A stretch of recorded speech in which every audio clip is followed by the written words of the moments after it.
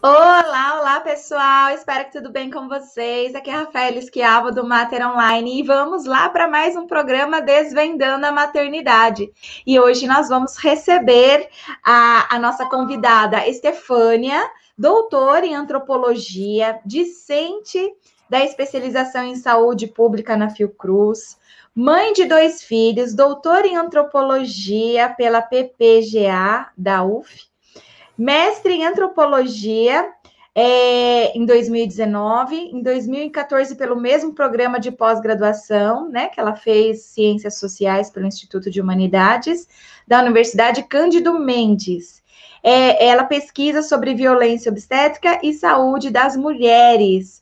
O perfil da professora Estefânia é @violência obstétrica, mas no final a gente passa de novo aqui o perfil do Instagram da professora Estefânia. Estefânia, gratidão por ter aceitado o convite, estar aqui hoje com a gente para falar sobre um tema tão importante e necessário como é a violência obstétrica. Rafaela, obrigada você pelo convite, é um prazer. Tenho pesquisado sobre esse tema há bastante tempo e é sempre um prazer poder dividir esses conteúdos, né, com as pessoas, porque realmente é um tema muito importante, que a gente precisa falar sobre isso. Sim, precisamos falar sobre isso e ao mesmo tempo que parece que, nossa, um tema violência obstétrica, ele ficou já mais próximo das pessoas do senso comum, porque eu lembro que há 10, 15 anos atrás, né, a gente nem tinha de fato esse termo assim, e as pessoas não sabiam muito bem. A gente falava muito de parto humanizado, né? E depois vai ganhando peso também. Eu lembro que antigamente, professora Estefânia, eu dava algumas palestras para falar sobre parto humanizado, né? Há 10, 12 anos atrás, e as pessoas não sabiam o que era, não tinham ouvido. E hoje, quando eu vou, né? É totalmente ao contrário, as pessoas já começam a levantar a mão, então é uma coisa que está chegando, né, para as pessoas que realmente precisam chegar, está saindo do meio acadêmico, porque era algo que acabava ficando ali, né, entre o meio acadêmico para pesquisa, para debates, e começou a se popularizar cada vez mais, e isso eu sinto que é um certo avanço, né?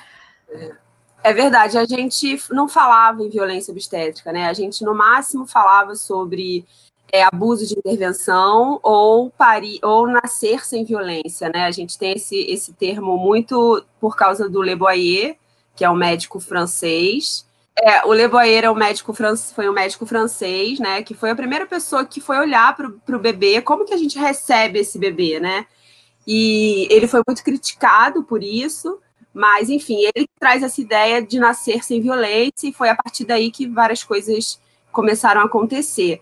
Então, assim, a gente não falava sobre isso, porque na minha tese eu fui buscar entrevistar mulheres mais velhas, entre 50 e 70 anos. E era muito interessante porque elas achavam tudo normal, sabe? Então, assim, dava bem para perceber que o que hoje é considerado violência obstétrica, antes era considerado como inerente ao nascimento, sabe? Assim, era assim, e no máximo elas entendiam, esse médico não era bom, esse médico não foi legal. Entende? Então, a gente veio com esse crescente da popularização dos ideais do parto humanizado, né? Em 2012, esse movimento ganhou muita força a partir de uma matéria, desculpa, que essa coisa do parto humanizado ganhou uma proporção maior. É óbvio que a gente já conversava sobre isso, que muita gente já conhecia, mas foi a partir de 2012, a partir dessa matéria do Fantástico, que gerou gerou duas resoluções do CREMERGE que impediam os médicos de participarem de partos domiciliares e etc. Então, assim, nesse momento ganhou muita visibilidade, né? E aí a gente passa a falar em violência obstétrica a partir da ideia do parto humanizado e da medicina. Como o CREMERGE fez essas duas resoluções, acho que 265 e 266, de 2012, que impedia os médicos de participarem de partos domiciliares, impedia a entrada de doula, enfim, uma série de questões, isso ganhou muita popularidade, né? E aí tiveram marchas falando sobre a questão do direito ao parto domiciliar e tudo mais. Então, ganhou visibilidade na mídia, por exemplo, e a mídia, ela tem um papel importante, né? Ela que coloca, assim, quais são as pautas que estão na ordem do dia. Então, é bem interessante, assim, isso. E aí, junto com essa questão da medicina baseada, do parto humanizado e da popularização da medicina baseada em evidência, que é, né? A medicina baseada em evidência é um movimento dos médicos que tem como intuito buscar a eficácia, né, a real eficácia de cada procedimento, de cada área médica. Então, assim, as mulheres começaram a pesquisar em artigos científicos, né, e dizer para os médicos, olha, isso aqui não é legal, isso aqui não vai fazer bem para o meu corpo, eu não quero isso, eu não quero aquilo. E isso gerou um movimento, né? E aí a gente começa a falar em violência obstétrica, né? Tá dando para me ouvir bem? Agora me deu uma boa melhorada, sim. Que bom. Legal saber, né? Então, que teve essa movimentação, porque eu lembro, né, do absurdo que foi, inclusive, teve um movimento até para não deixarem o pessoal da USP Leste, né, em obstetrícia, atuarem, que pudessem exercer a profissão, teve aí um movimento, né, dos médicos, inclusive, e que interessante, que bem nessa época começa a realmente aparecer esse destaque na mídia mesmo, para o termo violência obstétrica. Tinha aquele Profissão Repórter no SBT que também fizeram sobre isso, né, nessa época, eu me lembro bem. Mas tem algumas pessoas aqui, professora Estefânia, que não sabem o que é violência obstétrica. Como eu disse no começo, a maioria das pessoas hoje começaram a ter uma noção. A maioria não, assim, uma boa parte em relação a 10 anos atrás, hoje, começaram a ter noção. Mas nós temos ainda uma boa parte que nunca ouviu falar sobre esse termo, nem sabe o que é. Você poderia explicar para a gente o que é violência obstétrica para aqueles que estão nos acompanhando e não estão familiarizados a esse termo? Claro, assim, existem várias definições de violência obstétrica. A definição que eu uso na minha tese, né, é a definição da lei orgânica, né, da Venezuela sobre o direito das mulheres. E aí, um parágrafo eu vou ler para vocês aqui nessa nota técnica sobre violência obstétrica da Valéria Souza, que é da ONG Artemis, que é muito interessante. Ela fala que a violência obstétrica se caracteriza pela apropriação do corpo e processos reprodutivos das mulheres pelos profissionais de saúde, através do tratamento desumanizado, abuso da medicalização e patologização dos processos naturais, causando a perda da autonomia, a capacidade das mulheres de decidir livremente sobre seus corpos e sexualidade, impactando negativamente na qualidade de vida dessas mulheres. Então, assim, a gente tem essa definição, tem milhares de definições na internet, você encontra várias, e aí a gente fala em violência obstétrica em alguns momentos, né? Tem gente que está falando em outros momentos, mas, assim, basicamente na gestação, no parto, em situações de abortamento e com o recém-nascido, que ou fala violência obstétrica com recém-nascido, ou violência, agora o pessoal está usando mais o termo violência neonatal. Mas alguns grupos consideram a violência obstétrica também em outros momentos, como no aleitamento, nos processos reprodutivos, entendeu? Então, assim, é uma coisa grande. Então, eu acabo focando nesses quatro, né, nesses quatro primeiros tipos de violência que eu falei. Certo, que é, então, gestação, parto, aborto e neonatal. Esses quatro. Certo. Isso. E interessante, né? Porque algumas pessoas, quando escutam falar em violência obstétrica e tem algum tipo de informação, muitas vezes elas acreditam que é só no momento do parto. Então, quando você traz para a gente essa visão, né, do que a gente aqui chama de perinatal, né? Gestação, parto e pós-parto, que está em torno do nascimento. Então, a gente expande, né, isso, né, olha, gestantes também sofrem violência obstétrica, não é só na hora do parto. Bebezinhos, os recém-nascidos, os neonatos também sofrem, né, violência. E eu acho interessante também a gente falar, né, que não é uma violência que, apesar de receber o nome obstétrica, não é o obstetra apenas, né, que é o gerador, né, da violência. O agente da violência. O agente da violência. Mas todos os entornos, né? Então, a gente pode ter... E a instituição também, né? Isso, e a instituição também. De saúde. Perfeito. Sim. Show. Então, não só os enfermeiros, de repente, não sei, algum profissional que esteja envolvido com a saúde daquela mulher, entendeu? Então, assim, toda essa equipe e também a instituição de saúde, né? Muitos processos de violência obstétrica, eu não sou especialista no assunto, mas muitos processos, eles também são contra as instituições de saúde, por exemplo. Certo, show. Né, porque às vezes fica com a ideia também, né, que a violência obstétrica é a violência que é cometida somente por obstetras, né, e não é. Então, a gente fala de instituição e de outros profissionais envolvidos aí, né. E interessante que o termo violência obstétrica, você disse aí que é algo mais recente, né, ainda vai fazer 10 anos, é isso mesmo? Olha, eu acho que a gente começa a falar em violência obstétrica, se eu não estou enganada, em 2012. Certo. Porque até 2014, a ONU não tipificava a violência obstétrica como violência contra a mulher. Fala sobre isso. Não, é esse o dado, assim, a gente não tinha, a ONU não tipificava, foi só a partir de 2014, então isso é um dado interessante, né, que assim, que foi um processo de construção, a gente começa a falar. Obviamente que outros países começaram a falar antes, como a Argentina e a Venezuela. Começaram a falar antes do Brasil o termo violência obstétrica, não se usava outro termo. Certo. Exatamente. E aí a gente passa a falar também em violência obstétrica, e aí isso ganha uma proporção maior.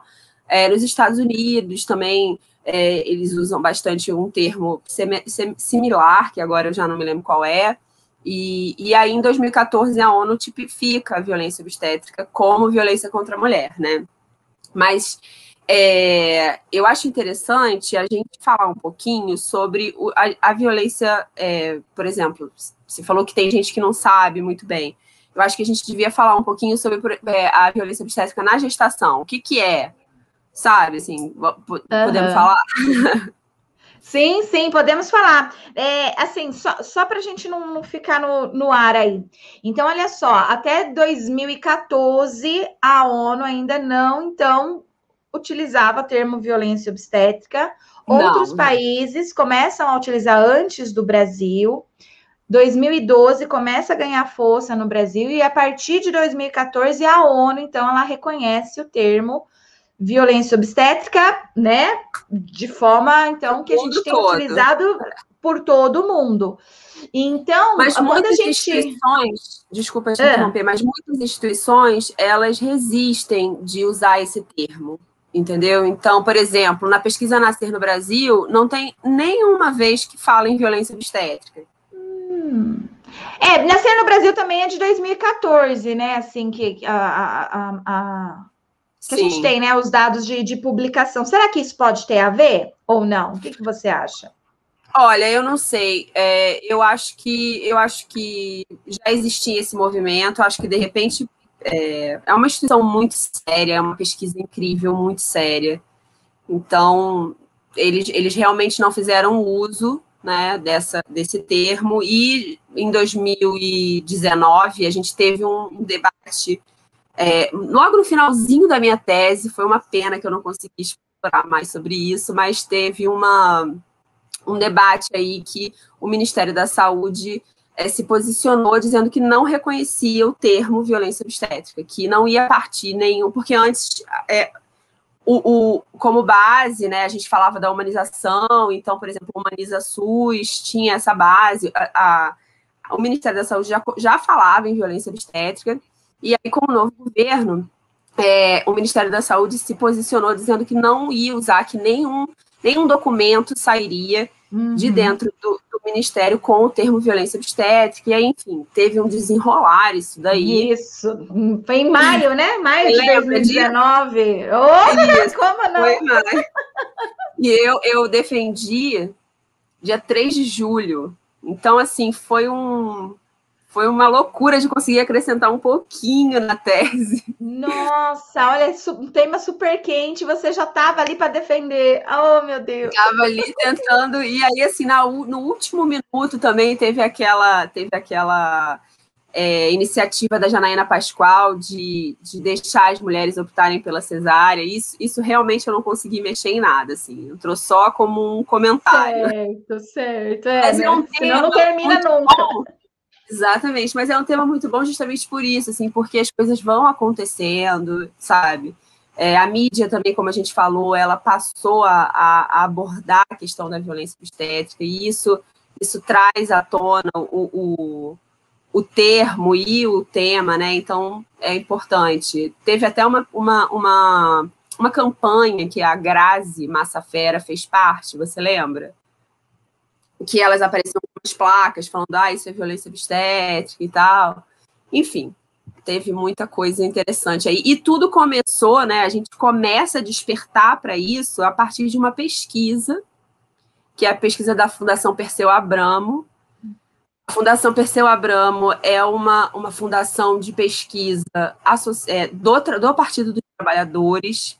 Então, tem muita gente que desconsidera esses dados pelo fato de ser do Partido dos Trabalhadores, mas ela aponta para a gente que esse não era o foco da pesquisa, porque o foco da pesquisa era saber sobre as mulheres nos espaços públicos e privados, né? Como é que estava a vida dessas mulheres? E aí apareceu esse dado de que 1 em cada 4 mulheres sofreu algum tipo de violência no parto. Não se usava o termo violência obstétrica, isso foi em 2010, e aí, a partir disso, muita coisa começou a se desenrolar, né? Então, eu acho que essa pesquisa é um marco, assim. É um marco. Né? É bem importante. Perfeito. E tem muitos dados interessantes, né? Número de cesáreas versus parto normal no SUS, na saúde suplementar, até as tipificações, né, de violência que as pessoas sofreram, né? Quantas tiveram violência psicológica, física, sexual? Então, você está falando da Fundação Perseu Abramo. Isso. É verdade. E aparece muito a questão dos despropósitos, né, que as mulheres ouviam durante o parto. Então, coisa de, na hora de fazer não gritou, tá chorando, mas no ano que vem tá aqui de novo, coisas desse tipo, sabe? Que isso é muito comum, né?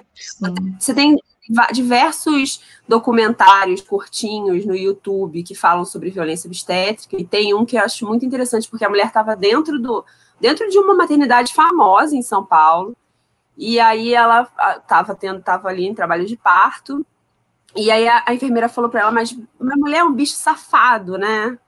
Porque tá aqui gritando, mas no ano que vem tá aqui de novo.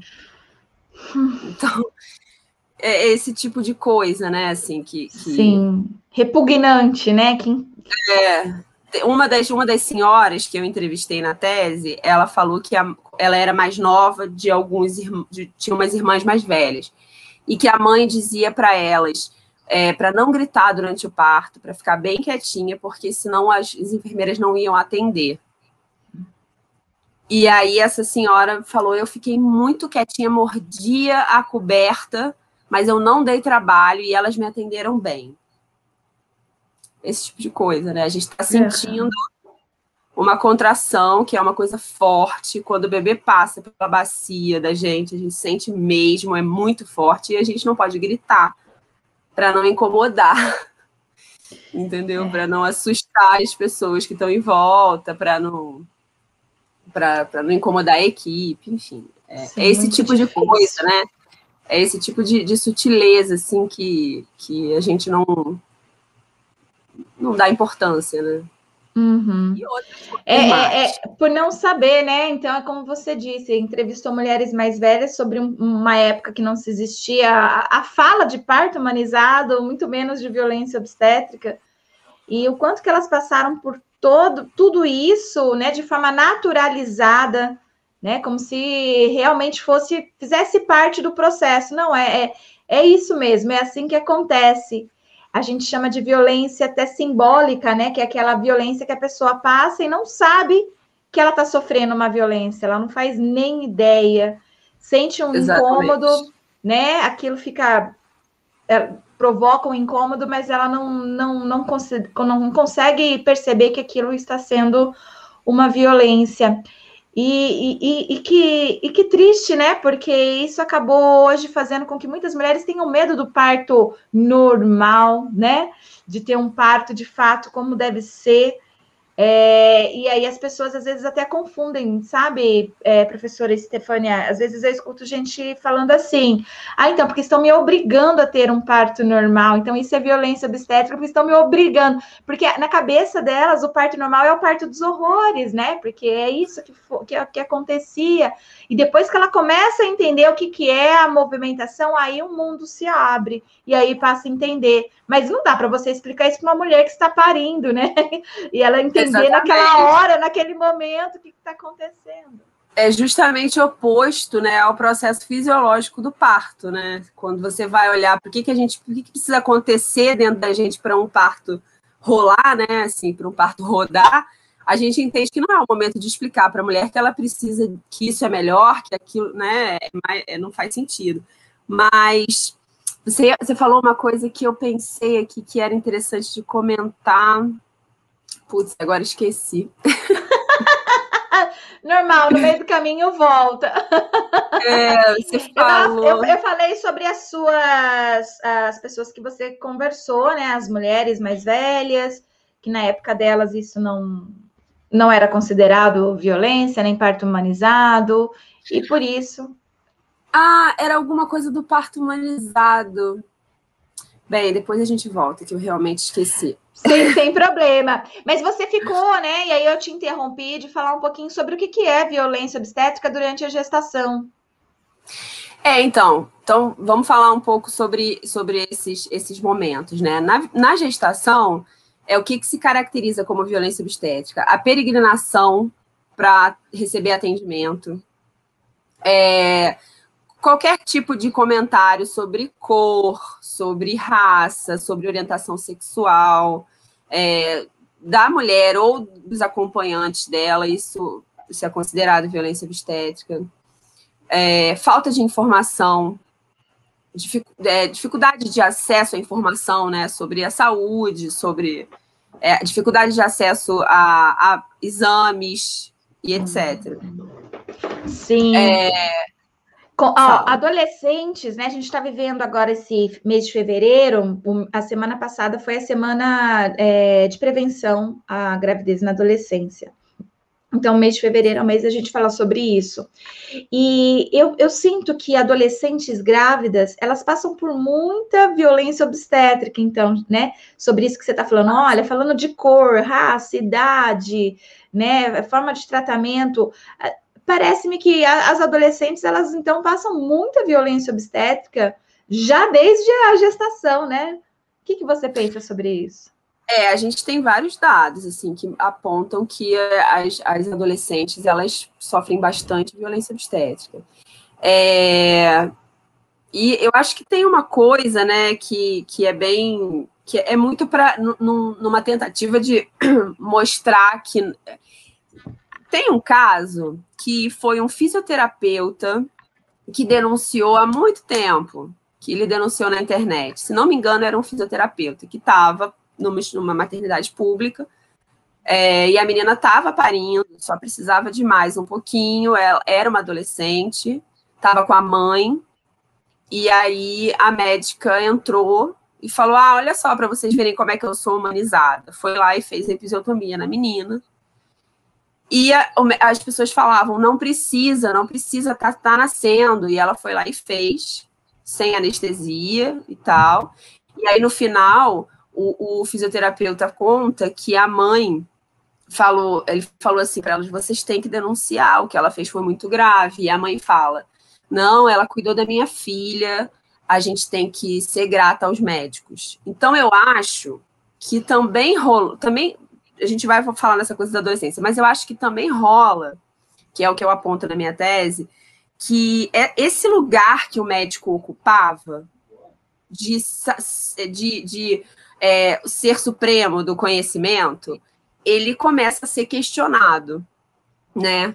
Então, eu acho que isso é um movimento interessante e ele parte muito dessa coisa da medicina baseada em evidência, sabe? Então, isso é bem importante, assim, pro desenrolar dessa coisa da violência obstétrica. Mas, de fato, a gente tem muitos e muito caso de violência obstétrica de adolescente que fica sozinha, que ninguém pode ficar junto. Entendeu? Desrespeitando a lei do acompanhante, que é uma lei de 2005, mas a Nascer no Brasil já mostra que a gente não cumpre muito bem essa lei do acompanhante. Por exemplo, as mulheres que mais tiveram a lei do acompanhante garantida foram as mulheres brancas que fizeram cesárea. Né? Então, quando você acha assim que, de repente, que legal, né? O pessoal aqui esse pessoal aqui está tendo essa lei do acompanhante garantida, mas na verdade por que está sendo garantida? Porque elas estão sendo as mulheres brancas com maior escolaridade, elas são as que fazem mais cesárea nos hospitais particulares. Sim. Entendeu? Sim. Então é muita coisa. É muita coisa. E você falou ainda mulheres brancas. Mulheres negras, elas sofrem mais violência obstétrica também, assim como, né, as adolescentes que a gente acabou de falar, mas existem pesquisas que a mortalidade materna em mulheres negras, inclusive, né, é muito maior. Desculpa, fala. Não. Eu queria que você falasse mesmo sobre isso. A gente tem assim, as mulheres negras são as mulheres que mais peregrinam para parir. São as mulheres que mais esperam a consulta. São as que têm o menor tempo de consulta pré-natal. São as que mais peregrinam para parir. São as que menos têm intervenção necessária. Analgésica. As que menos têm acesso à analgesia, porque existe uma ideia... Inclusive, é um artigo que vem da Nascer do Brasil, que diz que existe uma crença, né, de que a mulher negra ela é uma mulher mais forte, então por isso ela não precisa de analgesia de parto. São as mulheres que menos têm acesso à analgesia e menos têm acesso a cesáreas necessárias, né? Então, assim, elas estão realmente muito expostas. Sim. Então, a gente tem casos, assim, casos famosos, né? Por exemplo, a Rafaela Cristina, que foi uma adolescente que morreu, ela tinha 14 ou 15 anos, ela tinha todas as consultas pré-natais, ela tinha tudo direitinho, e aí ela teve uma eclâmpsia durante o parto, convulsionou, então assim, é um pacote completo de absurdo, e aí ela acabou morrendo. Outra pessoa também que foi... Outro caso também foi a Aline Pimentel, que era uma mulher negra, que deu entrada num hospital com dor, aí deram um remédio e mandaram ela voltar para casa. Algumas horas depois, ou dias depois, ela volta para o hospital, e aí precisa fazer uma cesárea, entra em choque, e aí tem que Aí, beleza, ela fez o parto, 14 horas depois removeram a placenta cirurgicamente, ela teve uma super hemorragia, e aí foi transferida para o hospital público da Baixada Fluminense, e quando ela chegou nesse hospital, não mandaram o prontuário médico dela. Nossa. Entendeu? Então, ela só o hospital de Nova Iguaçu que aceitou recebê-la, né? E que ela demorou 8 horas para ser removida para esse hospital. Ela entrou em coma e faleceu 5 dias depois de buscar ajuda pela primeira vez. O que acontece? O atestado de óbito dela aponta como causa da morte hemorragia digestiva. Isso significa que a notificação incorreta da mortalidade materna, né? Ela constitui crime. Né? Então, assim, não mandaram o prontuário, a certidão de óbito estava errada, e, enfim. Uhum. E aí, se não me engano, não sei se foi pela Aline Pimentel, mas o caso da Aline foi levado para o Comitê sobre a Eliminação de Todas as Formas de Discriminação contra a Mulher das Nações Unidas, e em 2014 o Brasil foi condenado pela morte dela, né, da Aline Pimentel, sendo obrigada a indenizar a Aline. Inclusive, a Dilma a Dilma Rousseff fez uma nota quando aconteceu isso, ela se posicionou e tal. Não sei se você lembra disso. Não me lembro disso, mas olha que interessante. Então, o caso ele sai e aí o Brasil, então, acaba sendo indenizado. Indenizado não, punido. Punido. Obrigada a indenizar a família dela. Certo. Você tem algum caso aí para falar para a gente da primeira pessoa que tenta fazer algum tipo de processo, entrar com alguma coisa jurídica de violência obstétrica mesmo, para processar médico, hospital? Eu acho que foi a Ana Paula Garcia. A Ana Paula Garcia foi a primeira ação de violência obstétrica que busca reparação, né? Retratação, quer dizer. Ela é uma mineira branca, né? Que chegou em 2012, ela estava com 34 semanas de gestação, ela deu entrada no hospital, fizeram uma cesárea, assim, muito rápida e levaram a bebê embora e ela ficou lá na sala e aí depois ela foi para o quarto, nenhum médico foi comunicar o que tinha acontecido, ela saiu do hospital 24 horas depois e nenhum médico avisou o que tinha acontecido, o bebê dela tinha morrido e o marido que contou, ela não recebeu nenhuma visita, ela não sabia por que o bebê tinha morrido, enfim.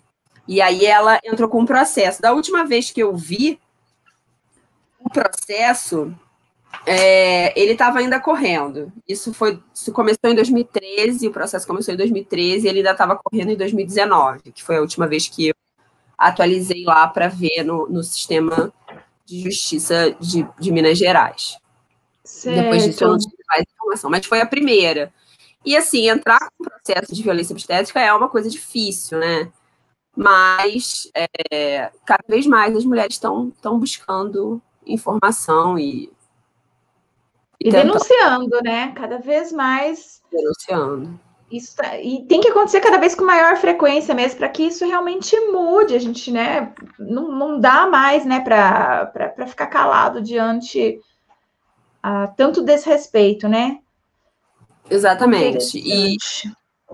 E o número 180, que é onde a gente liga para fazer a denúncia, eu não consigo acessar, assim, para saber qual o número, né, de casos que eles recebem e tal. Mas a Folha, em 2019, fez uma matéria dizendo que esse número tinha crescido absurdamente. Não tenho acesso à estatística, mas que eu acho interessante, acho um bom sinal de que esse número está crescendo, né? Que as mulheres estão precisando, isso é importante. É um bom sinal. Eu me lembro que, eu não lembro em que ano que foi, mas uma mulher, ela chegou a ser obrigada a fazer uma cesárea, né? Então, foi a Adelir. Adelir, lá na cidade, lá no Rio Grande do Sul. Eu me lembro que ela foi obrigada, né? Ela estava ali aguardando o parto normal e o jurídico, ela foi obrigada, foi levada, acho que por policiais, se eu não me engano, Ela já tinha tido 2 cesáreas. Eu acho que é importante nesse caso que ela era cigana, que ela é de origem cigana, né? Os ciganos, eles foram um povo que é muito estigmatizado. E ela estava grávida do 3º filho, ela tinha tido cesárea, ela tinha 29 anos e queria um parto normal. Ela começou a sentir as dores do processo, né, as contrações, foi para o hospital, a médica falou que ela tinha que ficar, porque ela tinha que fazer uma cesárea. Apesar de que os bebês de que ela e o bebê estavam bem e tal, mas que tinha que fazer uma cesárea porque o bebê estava pélvico, ou seja, o bebê estava sentado, né?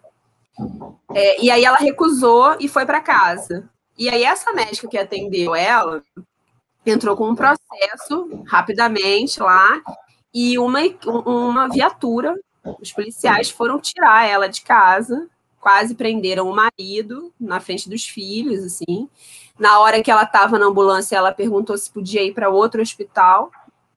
Os oficiais disseram que não, que tinham que levar ela para aquela maternidade. E aí, quando chegou, ela foi encaminhada para cesárea, teve a lei do acompanhante descumprida, e durante a cirurgia, a médica dizia que ela estava botando a vida do filho em risco. Enfim, ela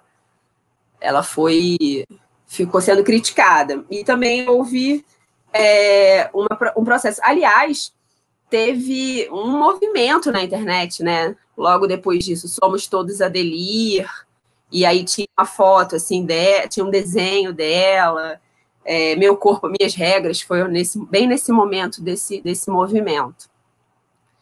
E essa coisa da presença policial ela é bem marcante em casos de violência obstétrica com abortamento, em situações de abortamento. Porque, muitas vezes, primeiro que são as pacientes que ficam lá escondidas, esquecidas para serem as últimas a serem atendidas, né? E, além disso, às vezes os profissionais de saúde tentam condicionar o atendimento com uma confissão de que foi um aborto provocado. E, às vezes, eles condicionam o atendimento à presença de um policial militar. Então, tem horas ali que são importantes para salvar a vida dela, e aí tem que esperar o policial militar chegar, e aí ela vai ser atendida, né? Sim, então, absurdo, né? Essa coisa de forçar uma confissão, né? Nesse momento em que... E aí, justamente nesse momento que a dimensão moral, ela ultrapassa a dimensão técnica, né? Os profissionais de saúde se sentem no direito de julgar se aquele foi ou não um aborto provocado e se aquela mulher tem culpa ou não. Eu tenho um caso na tese, que uma entrevistada minha, uma informante, que é o termo que a gente usa na antropologia, que algumas pessoas gostam de usar, que ela, por acaso, ela tinha uma doença adenomiose. Ela engravidava e não conseguia dar continuidade à gestação.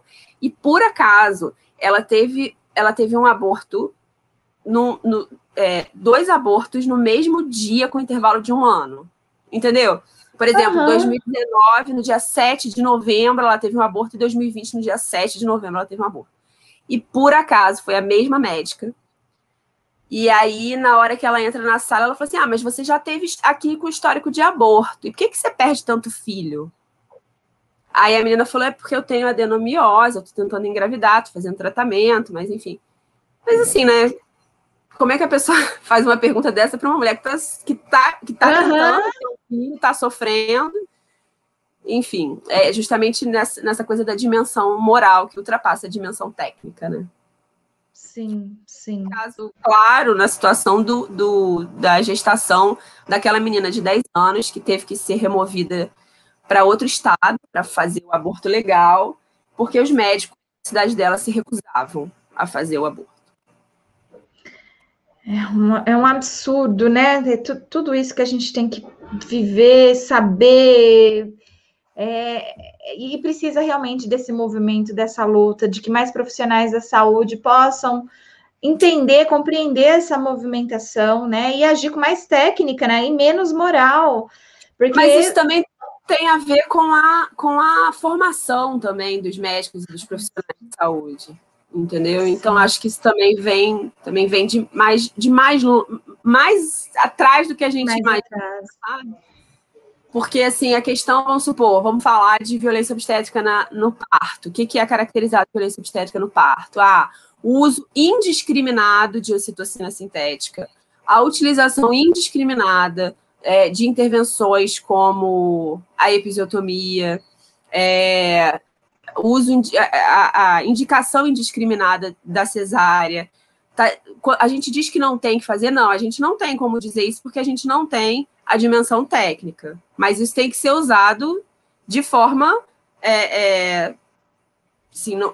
individualizada, né? Então, assim, não é todo mundo que vai precisar de cesárea, não é todo mundo que vai precisar de ocitocina. Eu não estou dizendo, quando eu questiono isso, eu não estou dizendo que eu sei se precisa ou não precisa de determinada intervenção, entendeu? Agora, a questão por isso que eu falo, pode ser que alguém precise de episiotomia. Eu não sei, eu não sou médica, eu sou antropóloga, não cabe a mim julgar isso. Mas tudo vem sendo usado de forma indiscriminada. Então, a mulher entra no hospital, recebe o soro, não sei o quê, não interessa em que estágio do trabalho de parto ela está, aonde que o bebê dela está. Então, enfim, é isso, sabe? É esse olhar em série, né, para os processos reprodutivos, né? E tem uma autora que fala muito sobre isso, a Emily Martin, né? Ela compara o processo do parto com o processo da fábrica, né? E aí, quando ela fala que os manuais de obstetrícia dizem que na primeira fase do trabalho de parto, a mulher tem que dilatar 0,7 centímetros por sei lá quanto tempo, a gente não é uma máquina, né? Eu, por exemplo, eu saí de 4 de dilatação para 9 de dilatação em 30 minutos. Quando é 1 centímetro por hora esperado. Então, assim, não tem muito como... Não é esse olhar que a gente precisa de um outro olhar, né? Perfeito. É isso que a gente está tentando trazer, eu acho que, para a discussão. Mas a gente tem um sistema público muito, muito, né, difícil, com muitas limitações, e, enfim, é isso. Tá certo, perfeito. Stefânia, a gente já está chegando aqui no finalzinho, né, da nossa conversa, que foi muito bacana, foi muito boa, né, conhecer aí esses aspectos históricos, né, a gente já trouxe algumas lives aqui no Mater Online para falar sobre o tema, mas esses aspectos mais históricos, né, do primeiro caso, como que foi essa movimentação, intervenção da ONU, fantástico, né? Que tudo isso que você foi trazendo aí para a gente, né? Foi, nossa, incrível. Era um momento para que a gente possa conhecer também toda essa história, porque há uma movimentação, a gente tem, né, uma certa noção, a maioria aqui do pessoal que segue Mater Online tem certa noção, mas como a gente sempre também recebe pessoas novas, né, e que estão caindo assim de paraquedas mesmo e tal. Então, só para a gente finalizar, o que pode ser também violência obstétrica no momento de parto? Então, você falou um pouquinho de gestação, um pouquinho do momento de aborto, mas e no parto? Então, além dessa coisa da peregrinação para receber atendimento, né, que isso gera risco para a vida da mulher e do bebê, né? Então, peregrinação para receber atendimento, demora no atendimento, né?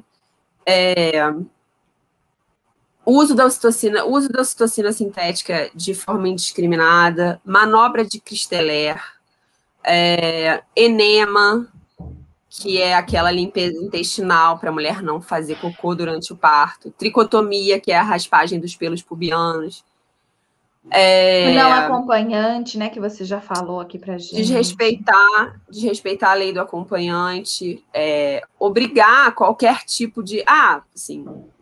fazer qualquer tipo de intervenção sem autorização da mulher, né, sem que ela seja informada de que aquilo é necessário e tal.